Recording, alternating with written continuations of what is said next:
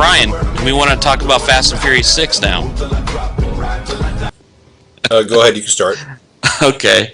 Well, last week we kind of went well. We covered pretty much our entire experience of like what it was waiting, going to see the film at the premiere and whatnot. So we don't have to worry. We don't have to waste too much time on that. Um, but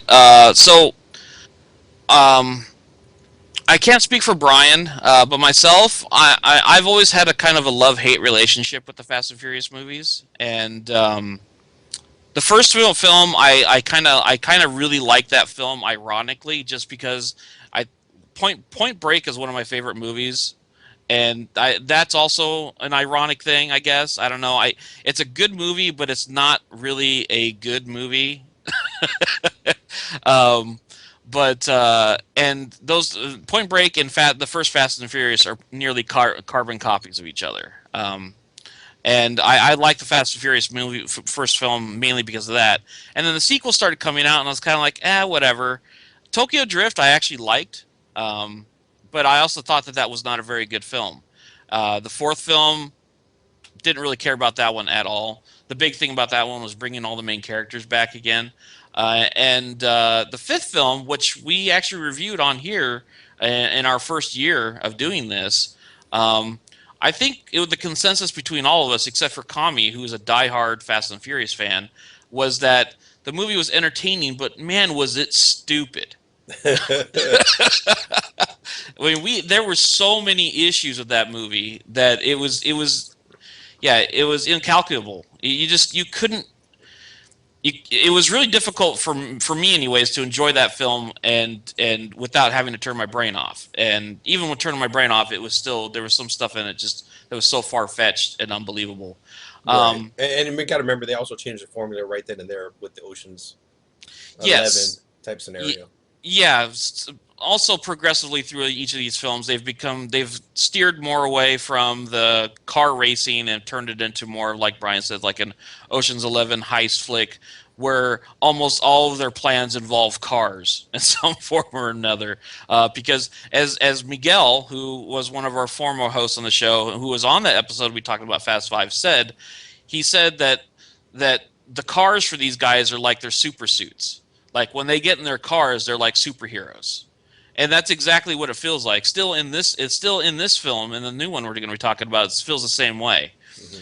And but that being said, I think Fast and Furious 6 could possibly be the best movie in the series.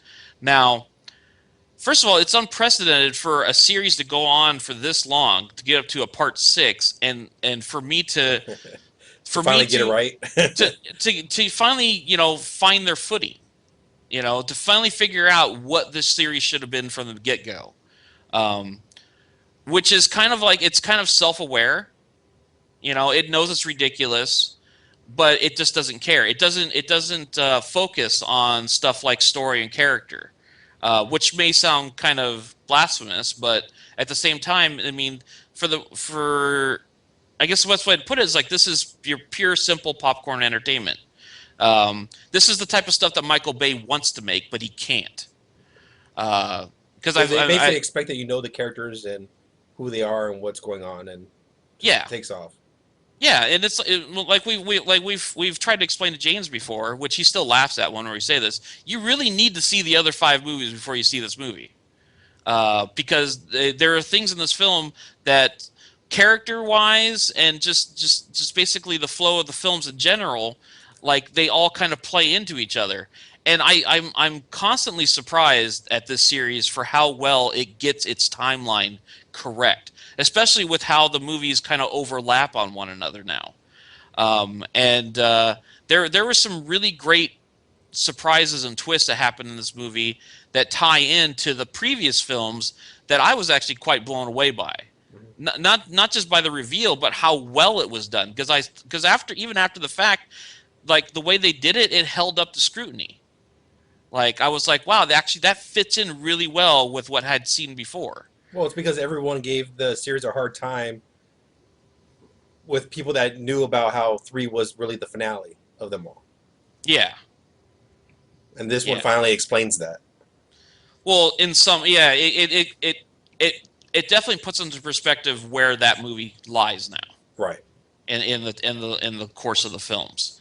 But all that being said, the thing I loved most about this movie was the action. There is some crazy stuff that they do in this movie. Crazy. I mean, there was one point where something happened where Brian actually got up and walked out of the theater because it was ridiculous. No, James is confused. I just had to use a restroom. All right, we were sitting in there for like 2 hours before the movie started. That plus we thought the movie was over. Well, no, I was like, Well, that's it. yeah, we're yeah, It just when I had to go, it just happened to be at a part where it was at its most ridiculous point. So it seemed like I was leaving because of that one scene. but yeah, I mean, stuff we talk. Did Brian miss anything important while he was No, gone? no. He actually came back right on time. Yeah. But there's certain things we could talk about that I guess are in the trailer that wouldn't be too much of a spoiler. But like for instance, like as far as the action scenes go, I really liked the idea because I mean they've been trying to punch the action up more and more and trying to top themselves with each film. And I was like, how the hell are they going to top dragging a vault behind their car through Brazil, being chased by police?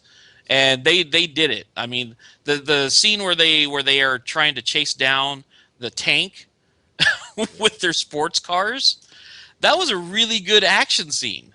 But yeah, There's a lot of digital trickery in there, but I think they hide it rather well. But I just always in those particular scenes where, like in this scene where they're I guess racing or doing something. I don't want to spoil it, but they're doing something with the tank. yeah. There's a lot of incident cars that just get demolished, and I'm Oh the my whole time god. thinking in my mind, poor people. I mean, they're just going down the street enjoying their day, and all of a sudden a tank runs them over. Yeah, there's a lot of collateral damage. Oh my god! And no one says anything about them. uh, but I mean, at the same time, though, it's like the action's really done well. So I mean, it's I don't know.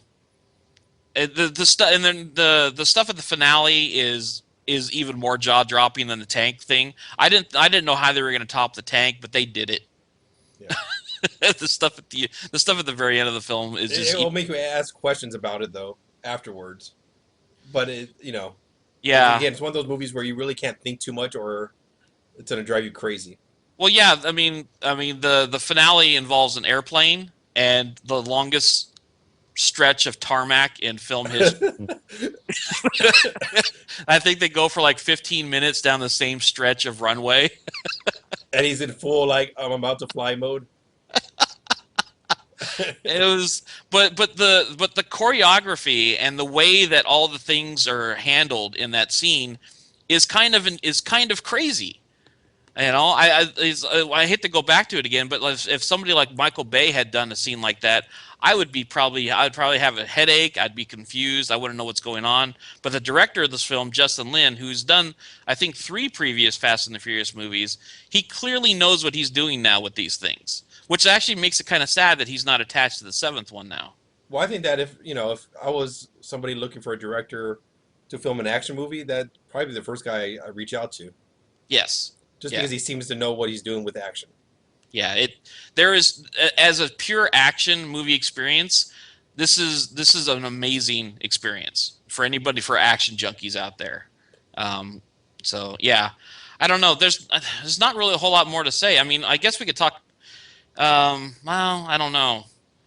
Well, Yeah, I mean, I'd rather not talk about the outcome of the movie. There's definitely surprises in there, but yeah, it's one of those things where you have to stay for the credits to see Really? kind of the full thing. Yeah, and it's yeah, really one you need to stay for. It's yeah. not When like Tony Stark Were there a dropping lot the of Hulk. people who had left? no, No, it happens pretty Oh, early that's right. on. You were at the premiere, though. Yeah, so these it people know happens to pretty. stay, but It happens pretty early on in the credits, and this is one of the things that's actually been ruined by the internet, unfortunately.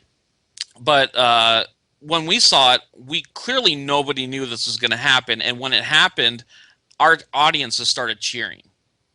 It was like, wow. It's like yeah, I don't know. Um, Well, I don't. Oh, what go what I ahead. wanted to say about the movie was I hated the Fast and Furious movies, and when David brought up the proposal of going to see the premiere at Tuesday morning at 9 a.m., I was like, "F you! I do not want to see it." Then I started thinking, well, it's free, and if I see it, I'd rather. And I have nothing else to do that morning, so okay, I'll go.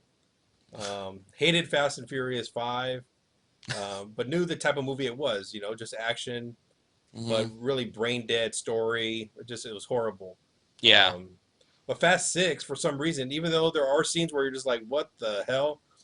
I really want to talk about this one scene that maybe had to go to the restroom, but it kind of ruined something.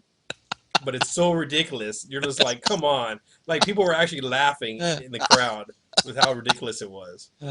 Um, and yeah, but then, the characters you pretty much enjoy throughout the movie. I mean, the one-liners the one character does. What's his name? Oh, Tyrese Gibson's Yeah, I character, was getting kind of tired of Roman. that.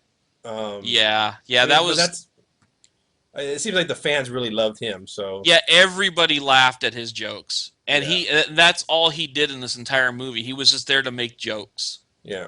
What did you say, Dave? I don't want to repeat that on air. Okay. Oh boy. But I had a good time. I was like, out of the movie, I was like, wow, that was actually pretty fun. Yeah, yeah. And yeah, I I don't know if I well, would agree with Dave about you have to see all the movies to get the full idea well, of it, I, or I at least I enjoy think it. I think if you could go with fresh into the series and still enjoy the movie. But I think what would happen is afterwards you would want to see the other ones to see where things are missing in your mind if you haven't seen those movies. not just that, but like all the characters in this film have been introduced over the course of the films. Yeah, So like if you hadn't seen the second film, which is in my opinion is the worst film in the series, you wouldn't know how Tyrese Gibson or Ludacris come into play in the series yeah. because that's where they're from. Because I think the next time they show up is in Fast Five. Okay. So I don't know. But we should talk real quick about Michelle Rodriguez coming back, which is not a spoiler because she's full on in the trailer. Right. But It was a surprise at the end of 5, yeah, and so you knew she was going to come back in 6. yeah. Yeah. Which one of the funny things we got from that premiere thing though that we saw was when she was interviewed, she said that she had no idea that she was coming back for another Fast and the Furious movie, but apparently Vin Diesel told her while they were making 5 that she was going to come back for the 6th one, and she didn't believe him at all. And she didn't actually find out about her being in the 6th film until she actually saw the 5th film and saw a picture of herself at the end of the 5th film. Yeah. So yeah, I don't know, but And I thank thought you, Paul How Walker, how for did they know ruining. her schedule was free?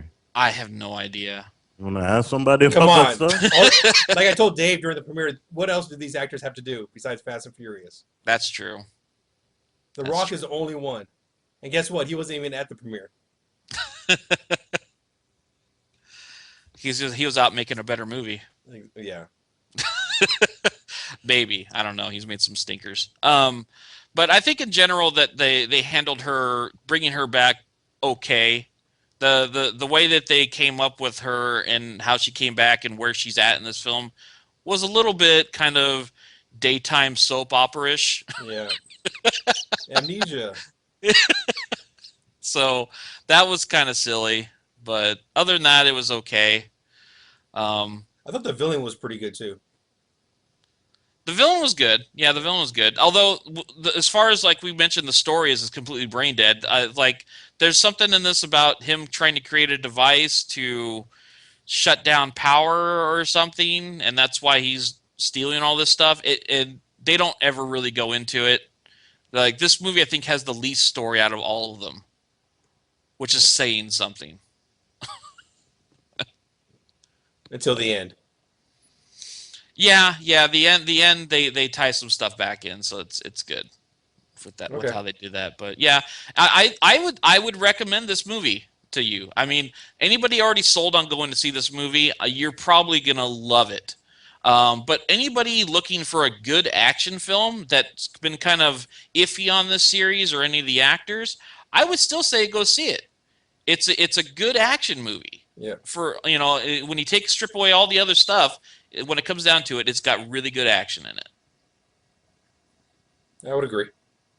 So there you go. That's our little sneak peek of Fast and Furious 6. Although, did we ever figure out if it's actually called Furious 6?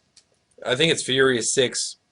Yeah, but they just call it Fast and Furious 6. Yeah, so the ads and everything for this movie are promoting it as Fast and Furious 6, but when we saw it, the opening credits, it just popped up Furious 6, which actually made more sense to me considering that the last one was Fast 5, and then Furious 6. I'm like, that makes a little bit more sense, but the naming conventions on all these movies that hasn't made sense since the third one, so. It's as corny as the movie could be.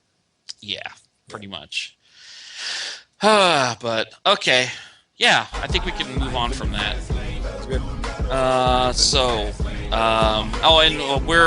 We might talk more about it next week. Just FYI, we may have somebody on here else that will be seeing it for the first time next weekend. James has already said he is not seeing it, so that's not who I'm talking about. But if they happen to be on here, we will talk about it a little bit more in depth next week, and possibly with more spoilers type stuff, since it will have been out and other people have seen it. The only reason we've stayed straight away from the spoilers this time is because we didn't even want the possibility of ruining stuff for anybody before it came out. So. But anyways, okay. That's